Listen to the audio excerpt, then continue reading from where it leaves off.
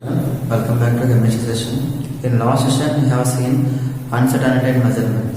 In that, we discussed about significant figures and rounding of the numbers. In today's session, we are going to talk about laws of chemical combination. What is meant by laws of chemical combination? There are some certain laws which explain formation of compounds from the atoms. When atoms combine together to form molecules as well as compounds. So how do they form? How do they exist? Which is explained by laws of chemical combination. So let us start today's session. Laws of chemical combination.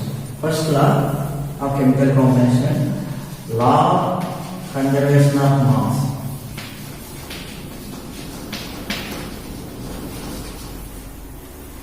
Law conservation of mass or law of conservation of matter. This law was proposed by Anton Lavoisier.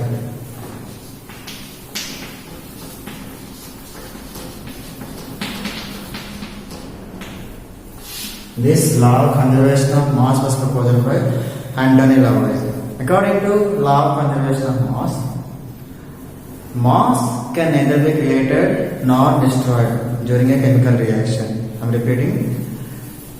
Mass can neither be created nor destroyed during a chemical reaction. That means in a chemical reaction, mass of the reactant is equal to mass of the product. For example, let us consider the equation. Formation of calcium carbonate from calcium oxide and carbon dioxide. Formula calcium oxide CO, carbon dioxide CO2. Then reaction between calcium oxide and carbon dioxide to form calcium carbonate. It's a chemical reaction. According to law of conservation of mass can neither be created nor destroyed during a chemical reaction. That means mass is conserved. Means mass can transform from one change to another. Here, let us find out mass of the reactants and products here. Here, calcium oxide is one of the reactant. We know that calcium atomic mass is 40. Calcium mass is 40 and oxygen atomic mass is 16. 40 plus 16 is equal to 56 grams. Mass of calcium oxide is 56 grams. Mass of carbon dioxide. Carbon atomic mass is 12. Oxygen atomic molecular mass is 32. 12 plus 32 is equal to 44 grams. When we add them, 56 plus 44 is equal to 100 grams. So mass of reactants is equal to 100 grams. Next, mass of product. Calcium 40. Atomic mass of calcium is 40. Carbon. Atomic mass of carbon is 12. Next, here there are 3 oxygen atoms. We know that atomic mass of oxygen is 16. So there are 3 atoms, 3 into 16 is equal to 48. Add them. 40 plus 12, 52. 52 plus 48 is equal to 100 grams. So in this reaction, mass of reactants is equal to mass of product. Mass of reactants is 100 grams, that is equal to mass of product. That means mass is conserved here. There is no change in the mass of the reactants as well as mass of the product. So mass is same on both sides of the equation. This is called law of conservation of mass or law of conservation of matter. And here Anton Lavoisier is known as father of modern chemistry. Lavoisier is known as father of modern chemistry.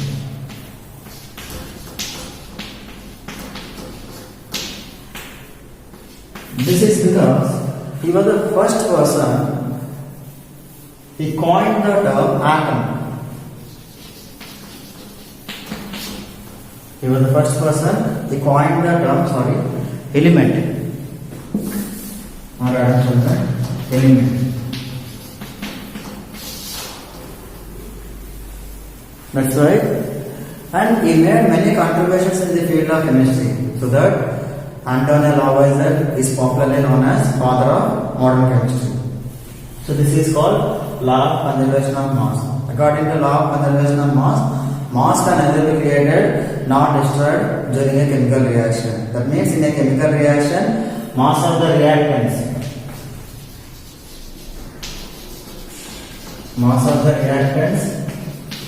is equal to mass of products. Mass of reactants is equal to the mass of the product. Next, let us see another law. Next,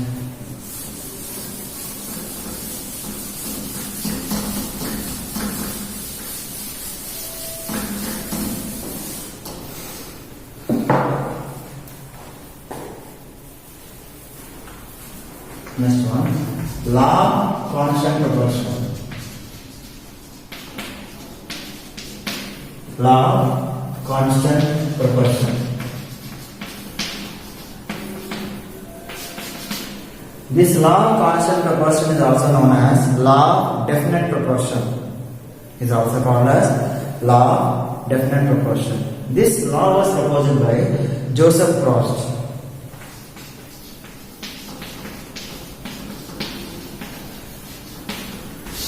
Joseph Proust proposed a law of constant proportion or law of definite proportion. Let us see what does law of constant proportion explain. Law of constant proportion or law of definite proportion tells about chemical composition of the compound. If you see any compound, the compound contains fixed element. The compound contains fixed element by its mass ratio. That means the scientific definition of law of conservation, law of constant proportion is a chemical compound always contains same kind of elements by its weight. I am repeating, children. A chemical compound always contains same kind of elements by its weight, and the mass ratio of element is constant in the compound. And the mass ratio of the element is independent of the source or method of preparation. This is called definition of law of constant proportion. Let us see example of law of constant proportion. Let us consider a chemical compound like calcium carbonate. Chemical formula calcium carbonate is CaCO2. And this calcium carbonate is available in either ways. In one way, it is available in the nature in the form of limestone. In another way, we can also prepare calcium carbonate in the laboratory by the action of calcium oxide and carbon dioxide. So one is natural sample and another one is synthetic sample. So we have considered two sources of calcium carbonate. One from nature and another we have prepared in the laboratory. And if we find out the mass percentage of each element in the calcium carbonate. Let us see mass percentage, calculation of mass percentage in the given compound. Percentage of calcium, percentage of carbon and percentage of oxygen. How can we find out mass percentage of element in the given compound? We can find out mass percentage of element in the compound in such a way that mass of the element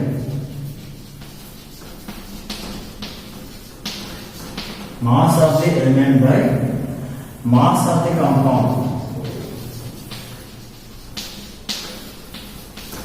into 100. Remember the formula, children. Mass of the element by mass of the compound into 100.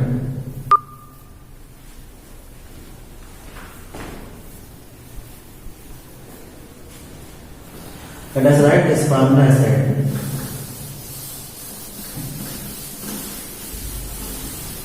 I am writing actually mass of element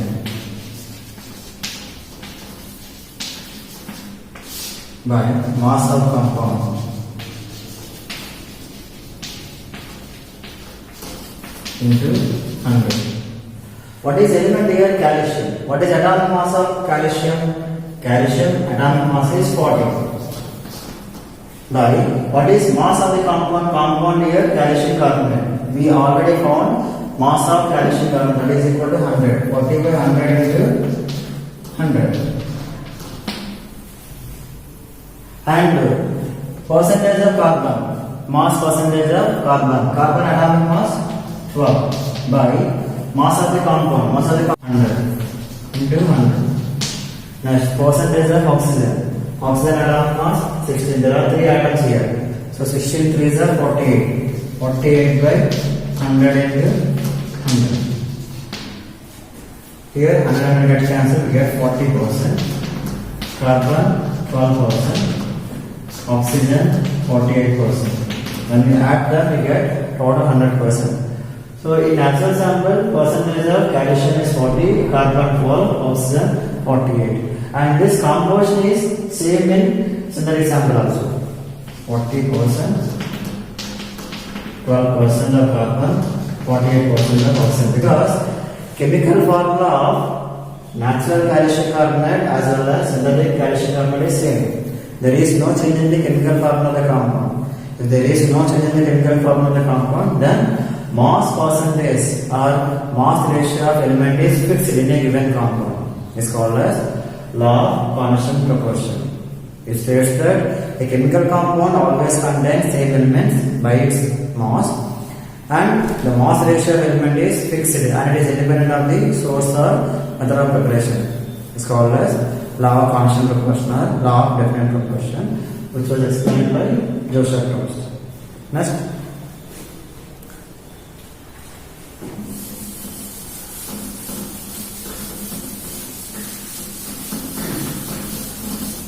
Next one. Law of multiple proportion.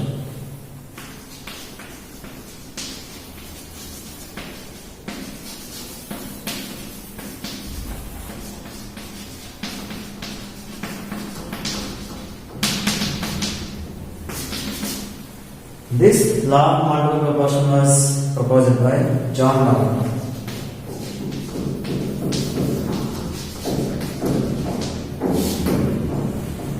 This was explained by John Locke. According to law of multiple proportion, when two elements combine to form more than one compound, the masses of the one of the element is combined with the fixed mass of the another element. They bear a whole number ratio. They bear a simple whole number ratio. I am repeating, children. When two elements, let us consider elements like sulfur and oxygen. These are two elements, sulfur and oxygen. When these two elements combine to form more than one compound, when sulfur and oxygen combine to form sulfur dioxide and sulfur trioxide. When two elements combine to form more than one compound, the masses of the one of the element, is combined with the fixed mass of another element. Here, which element has constant mass here? Sulfur. Atomic mass of sulfur and sulfur dioxide is 32. In sulfur dioxide also, atomic mass of sulfur is constant. And oxygen atomic mass is not same. Oxygen atomic mass in sulfur dioxide is 32. In sulfur dioxide, 48.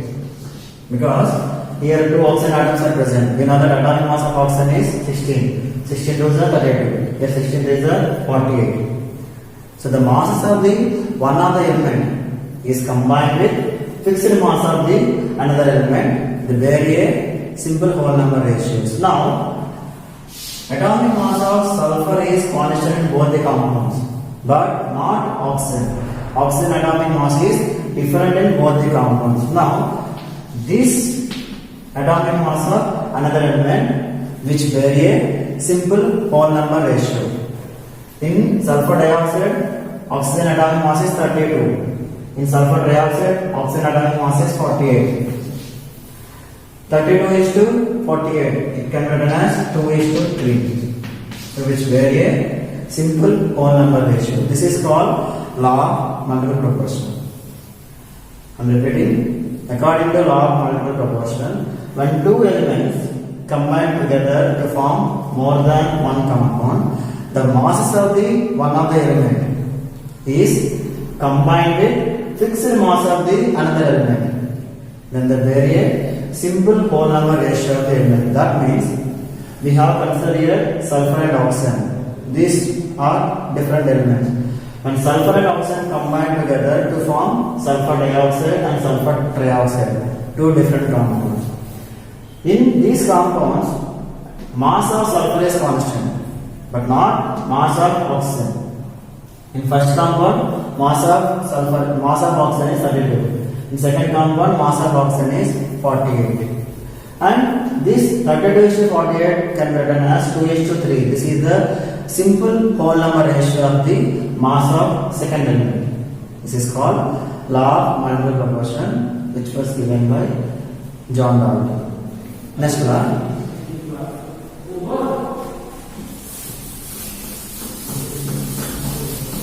Next fourth law, Gay-Lussac's law of volume.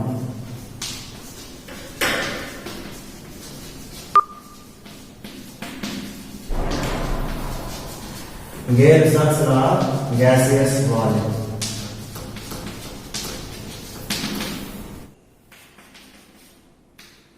This law was proposed by Gay-Lussac. According to Gay-Lussac's law of gaseous volume, at constant temperature and pressure, when gases react together to form a product. Here, the gaseous reactants which vary a simple whole number ratio by their volume. This is called as Gay-Lussac's law of gaseous volume. Remember, it's only applicable to the reactable gases. So, when gases react together to form the product, then the gaseous reactants which vary a simple whole number ratio by their volume. For example, the gases like hydrogen and chlorine. These two are reactable gases. When they react together to form hydrochloric acid, HCl gas. Suppose if we consider 50 ml of hydrogen gas and 50 ml of chlorine gas. When 50 ml of hydrogen and 50 ml of chlorine react together to form 100 ml of hydrochloric acid gas. And one more example. 2SO2 gas plus O2 gas gives rise to 2SO3. Here 2SO2 sulfur dioxide gas which is reacts with oxygen gas to form sulfur trioxide. Suppose here 100 ml of sulfur dioxide gas is reacting with 50 ml of oxygen gas, which forms 150 ml of sulfur trioxide gas. That means Gay-Lussac's law of gaseous volume applicable at constant temperature and pressure. When gases react together to form the product, then the gaseous reactants which vary a simple whole number ratio by their volume. Suppose in equation 1, reaction between hydrogen and chlorine. Here 50 ml of hydrogen is reacted with 50 ml of chlorine. That means the ratio of gaseous volumes of hydrogen and chlorine is 1:1. In second reaction between sulfur dioxide and oxygen to form sulfur trioxide. Here 100 ml of sulfur dioxide which reacts with 50 ml of oxygen to form sulfur trioxide gas. Here the ratio of simple whole number ratio of gaseous volumes of sulfur dioxide and oxygen is 100:50, that is 2:1.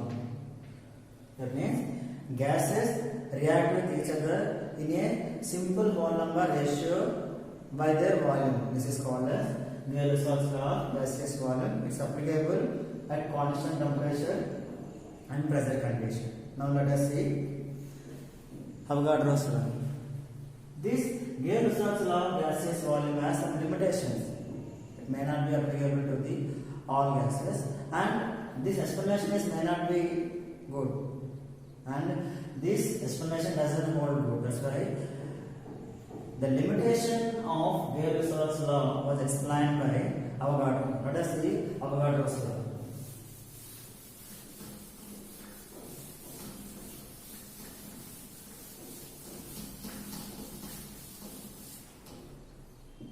Avogadro's law.